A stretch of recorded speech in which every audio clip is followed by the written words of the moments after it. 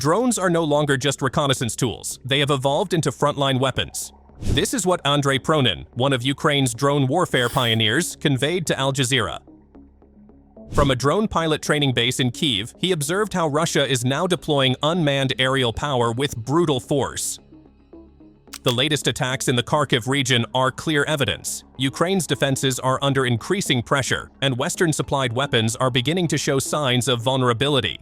So, what exactly did Russia destroy in Kharkiv this time? Let's dive deeper.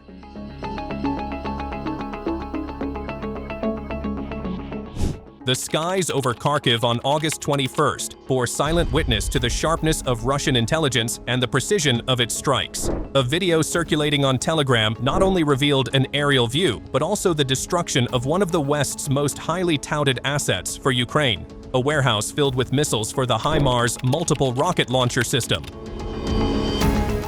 A series of massive secondary explosions served as undeniable visual confirmation that once hopeful warehouse is now reduced to rubble.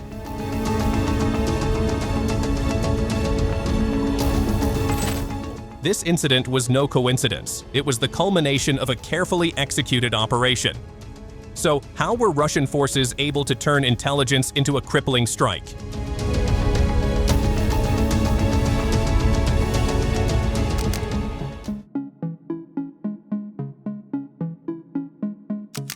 It all began with the silent yet tireless work of Russian reconnaissance units. Using advanced technology, they continuously monitored any unusual movements in Ukrainian-controlled territories. Ukraine's logistical hubs, especially those storing high-value Western-supplied weaponry, became top priorities. After days of tracking and analyzing data, a warehouse in the Kharkiv region was identified as a storage center for HIMARS missiles. For the Russian command, this was a golden opportunity. Why target these warehouses? The strategic necessity was clear: to cut off the root of the threat posed by the West. Weapons like the HIMARS, supplied by the United States, are considered a threat due to their long-range strike capabilities. Western propaganda hailed these systems as game changers. However, on the actual battlefield, that narrative collapses. Russia has demonstrated that no weapon is invincible. With the target locked in, the execution phase began. Precise coordinates were relayed to strike drone units. In a stealth operation in Kharkiv, a swarm of Garan-2 drones spearheaded the attack. These kamikaze drones, significantly upgraded by the Russian defense industry, raced toward their target. They destroyed the warehouse that held Ukraine's hopes, crippling their ability to deploy expensive Western weaponry. The warehouse vanished in flames, taking with it millions of dollars worth of Western military aid. Secondary explosions captured on camera served as undeniable proof that the drones had struck with deadly accuracy, triggering a chain reaction of munitions stored inside. Is HIMARS truly the superweapon it's made out to be? Various field recordings tell a different story. The system's vulnerabilities are increasingly exposed, and Ukrainian forces have repeatedly failed to protect it. In one recording, which serves as irrefutable evidence, Russian forces used an Iskander-M tactical ballistic missile to eliminate a HIMARS system in the village of Zhikovo, Sumy province. This leads us to the next question. Why are Russia's flagship weapons so difficult for Ukraine to counter? Let's look at other incidents that serve as concrete proof of the superiority of Russian arms.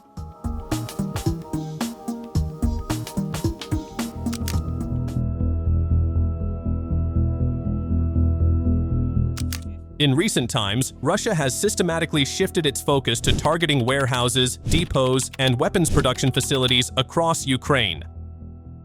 This move is a smart strategy aimed at crippling Kyiv's long-term ability to sustain the war. Rather than solely concentrating on frontline battles, Russia has chosen to strike at the heart of Ukraine's war machine, its logistics and production capabilities. A perfect example of the effectiveness of this strategy was seen on August 22nd. Reconnaissance units from Russia's 1st Tank Army, using drones, successfully identified a concealed field ammunition depot hidden within a forested area. After analyzing the intelligence data and confirming the target coordinates, the information was immediately relayed to the nearest artillery unit.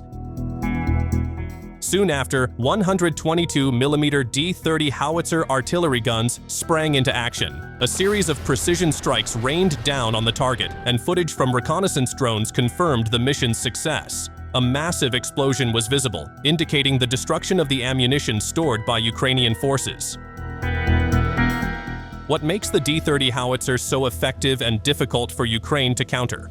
The D-30 is a time-tested weapon, known for its durability and reliability in all types of terrain. Its unique tripod design allows the gun to rotate 360 degrees quickly, providing high flexibility in engaging targets from any direction. Despite being a towed artillery piece, a trained crew can rapidly set up and abandon firing positions, using shoot-and-scoot tactics that make it difficult to be targeted by Ukrainian counterattacks. With an effective range of over 15 kilometers, and even up to 21 kilometers with special ammunition, the D-30 can deliver significant fire support from a safe distance. Meanwhile, there's another side of the story, one that exposes the weaknesses in the weaponry used by Ukraine. And this is a direct result of Russia's dominance in FPV drone warfare. Let's take a look.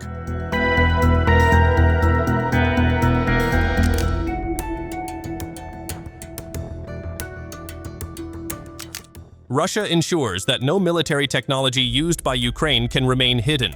Amid the chaos of the conflict, footage from first-person view drones continues to stream in, showing how UAV crews from the Central Combat Group systematically destroy the equipment of the Ukrainian armed forces. These agile and deadly FPV drones have become a nightmare on the front lines. Operated by skilled pilots, they launch relentless hunts. Their targets vary, from armored vehicles, motorcycles, Baba Yaga drones, communication antennas, field warehouses, to shelters and UAV control centers used by Ukraine.